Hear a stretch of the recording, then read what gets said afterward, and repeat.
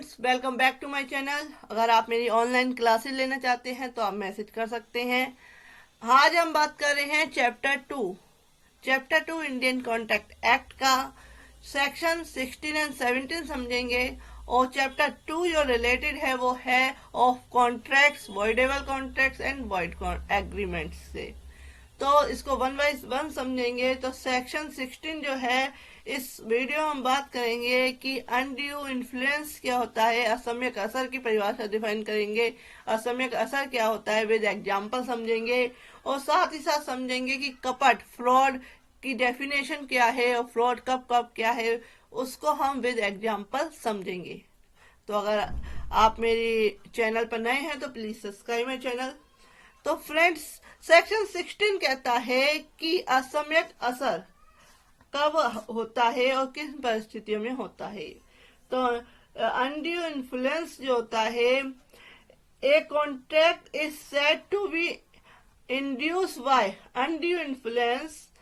संविदा असम्यक असर द्वारा उत्प्रेरित कही जाती है जहां की पक्षकारों के बीच विद्यमान संबंध ऐसे हैं कि उनमें से एक पक्षकार दूसरे पक्षकार की इच्छा को अधिशासित करने की स्थिति में है, यानी कि उसके नियंत्रण करने के स्थिति में है, और उस स्थिति का उपयोग किसी दूसरे पक्षकार से उसका फायदा यानी कि नाजायज फायदा उठाने, अभिप्राप्त करने के लिए करता है।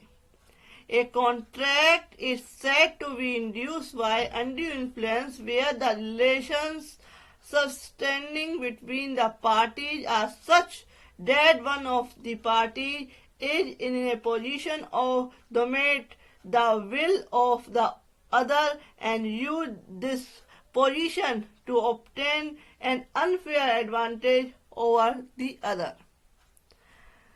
जो व्यक्ति जो है इसका उपयोग करता है इस असम्यक असर का, विद एग्जाम्पल लास्ट में समझते हैं। तो पहले इसका क्या इसके रूल्स दिए हुए हैं वो समझते हैं।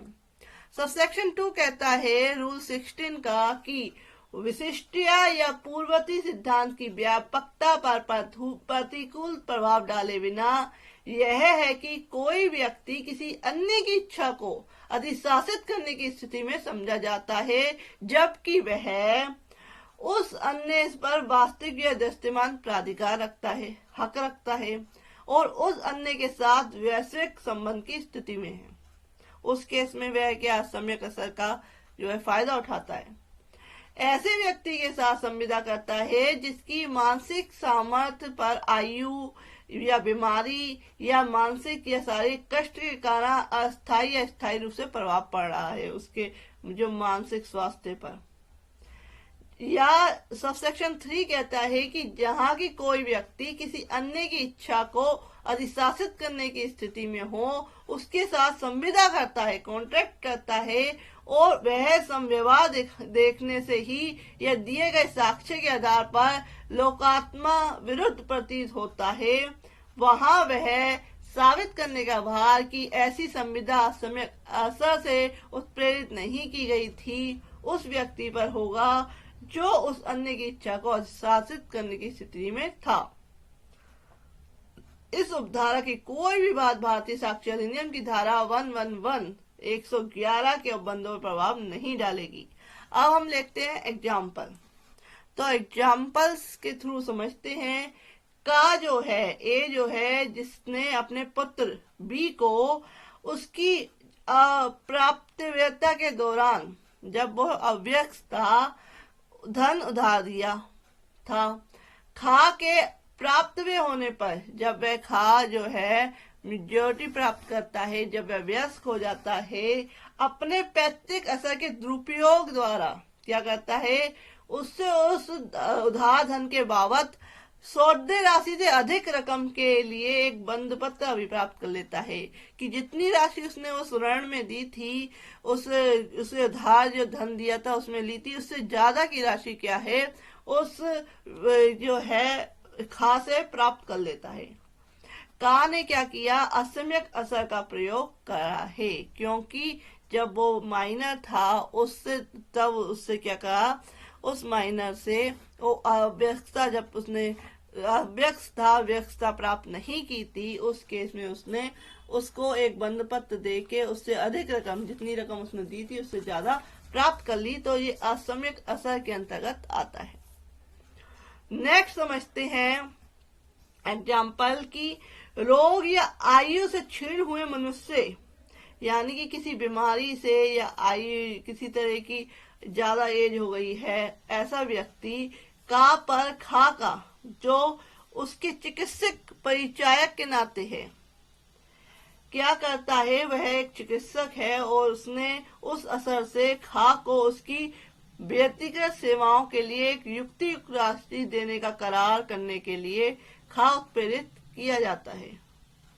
तो खा जो है असम्यक असर का प्रयोग कर रहा है कि वह व्यक्ति बीमार है, उसकी कंडीशन का फायदा उठा के उससे एक ऐसा करार कर ले रहा है, एग्रीमेंट कर ले रहा है जिसे कि जो है अयुक्ति युक्त किया जा रहा है, उसको असम्यक असर का फायदा उठा के किया जा रहा है। तो ये कॉन्ट्रैक्ट जो है असम्यक असर के अंतर्गत आएंगे। नेक्स्ट आते हैं कि का जो है अपने गांव के साहूकार खा का ऋणी होते हुए एक नई संविदा करके ऐसी शर्तों पर धन उधार लेता है जो लोकात्म विरुद्ध प्रतीत होते हैं, जो कि गलत है। यह साबित करने का भार कि संविदा असम्यक असर से उत्प्रेरित नहीं की गई थी, इसका भार क्या है, सब साबित करने का भार खा पर है। नेक्स्ट एग्जांपल लेते हैं कि का एक बैंकर से उधार के लिए ऐसे समय में आवेदन करता है जब धन के बाजार में तंगी है। बैंकर जो है, जो बैंक में काम करने वाला व्यक्ति है, ब्याज को अप्रायिक ऊंची दर पर देने के सिवाय उधार देने से इनकार कर देता है। का ऐसे शर्तों पर उधार प्रतिग्रहित करता है। यह संव्यवहार कारोबार के मामूली अनुक्रम में हुआ है और यह संविदा असम्यक असर से उत्प्रेरित नहीं है। तो क्या है, ये मार्केट को देखते हुए जो है तंगी चल रही थी, तो इस तरीके से होता है। तो ये क्या है, असम्यक असर से उत्प्रेरित नहीं है ये कॉन्ट्रैक्ट। तो फ्रेंड्स नेक्स्ट समझते हैं कि असम्यक असर की जो परिभाषा है कि एक मस्तिष्क का दूसरे पर प्रभाव बड़ा मर्मस्पर्शी होता है और धार्मिक असर अन्य सब प्रकार के असरों से अधिक खतरनाक और शक्तिशाली होता है। ये कहा गया आलकॉर्ड बनाम सिकनर 1887 36 CHD 145 में। पर्दासीन स्त्री, जो पर्दे में रहती है स्त्रियां, के मामले में असम्यक असर हो सकता है। ऐसे मामलों में यह देखना चाहिए कि क्या इस बात का पर्याप्त साक्ष्य है कि पर्दासीन जो पर्दे में महिला दस्तावेज की अंतर्वस्तु समझ गई थी या उसकी शर्तों से सहमत हो गई थी। तो ये सारा कुछ देखना चाहिए। ये कहा गया रगन्ना मम्मा बनाम वीरन्ना 1931 CWN 633 में। तो ये बात हुई सेक्शन 16 की, असम्यक असर, अनड्यू इन्फ्लुएंस की। अब हम बात करते हैं कपट की परिभाषा क्या होगी। तो कपट क्या होगा, इसके बारे में हम बात करते हैं कि कपट से अभिप्रेत है या उससे अंतर्गत आता है निम्नलिखित कार्यों में से कोई भी ऐसा कार्य जो संविदा के एक पक्षकार द्वारा या उसकी मनोकूलता से या उसके अभिकर्ता द्वारा या संविदा के किसी अन्य पक्षकार की या उसके अभिकर्ताओं की प्रवचना करने के आशय से या उसे संविदा करने के लिए प्रेरित करने के आशय से किया गया है। जो बात सत्य नहीं है उसका तथ्य के रूप में उस व्यक्ति द्वारा सुझाया जाना जो यह विश्वास नहीं करता है कि वह सत्य है। The suggestion as a fact of that which is not true by one who does not believe it and to be true। किसी तथ्य का ज्ञान या विश्वास करने वाले व्यक्ति द्वारा उस तथ्य का सक्रिय छिपाया जाना, यानी कि जो the active concealment of a fact by one having knowledge or belief of the fact। तो इस तरीके से क्या है, कपट किया जा रहा है। या कोई वचन जो उसके पालन करने के आशय के बिना दिया गया हो, या प्रवचना करने योग्य कोई अन्य कार्य, या कोई ऐसा कार्य या लोभ जिसका कपट पूर्ण होना किसी विधि विशेषता घोषित हो। यानी कि विधि के द्वारा, लोग के द्वारा पहले ही पता है कि इसमें क्या है, कपट पूर्ण है ये बात, तो इस तरीके से कोई काम किया जाता है। इसका क्लेरिफिकेशन लेते हैं कि संविदा करने के लिए किसी व्यक्ति की रजामंदी पर जिन तथ्यों का प्रभाव पड़ना संभाव्य हो, उसके बारे में केवल मौन रहना कपट नहीं है, जब तक कि मामले की परिस्थितियां ऐसी ना हो जिन्हें ध्यान में रखते हुए मौन रहने वाले व्यक्ति का यह कर्तव्य हो जाता है कि वह बोले गए, या जब तक कि उसका मौन स्वतः ही बोलने के तुल्य ना हो। एग्जाम्पल लेते हैं, एग्जाम्पल के थ्रू समझते हैं। का जो है नीलाम द्वारा खा को एक घोड़ा बेचता है, जिसके बारे में वह का जानता है कि वह ऐबदार है, यानी कि उसमें किसी तरह का ऐब है, किसी तरह की दिक्कत है उस घोड़े में। का घोड़े के ऐब के बारे में खा को कुछ नहीं कहता। का जो है, का की ओर से कपट नहीं है, यानी कि जो का की ओर से यह कपट नहीं है कि का जो है नीलाम द्वारा खा को एक घोड़ा बेचता है, जिसके बारे में का जानता है कि वह ऐबदार है। का घोड़े के ऐब के बारे में खा को कुछ नहीं कहता, यह का की ओर से कपट नहीं है। जो का है, एक और एग्जाम्पल लेते हैं कि का की खा पुत्री है और अभी भी पर्याप्त वह हुई है, अभी ही तुरंत ही क्या है, वह व्यस्तता प्राप्त करी है। यहाँ पक्षकारों के बीच के संबंध के कारण का यह कर्तव्य हो जाता है कि यदि घोड़ा ऐबदार है तो खा को यह बात बता दे। नेक्स्ट लेते हैं कि का से खा कहता है कि यदि आप इस बात का प्रत्याख्यान ना करें कि तो मैं मान लूंगा कि घोड़ा बेऐब है, इसमें किसी तरह की कोई दिक्कत नहीं है। का कुछ नहीं कहता है, यहाँ का मौन बोलने के तुल्य है। नेक्स्ट करते हैं कि का जो है, का और खा जो व्यापारी हैं, एक संविदा करते हैं। का को कीमतों में ऐसे परिवर्तन की निजी जानकारी है जिससे संविदा करने के लिए अग्रसर होने की खा की रजामंदी पर प्रभाव पड़ेगा। खा को यह जानकारी देने के लिए का आवृत्त नहीं है, तो ये बताया गया है। इसमें टिप्पणियां करते हैं कि फ्रॉड परिभाषा क्या है, ऐसा मिथ्या कथन जो जानबूझकर कहा जाए।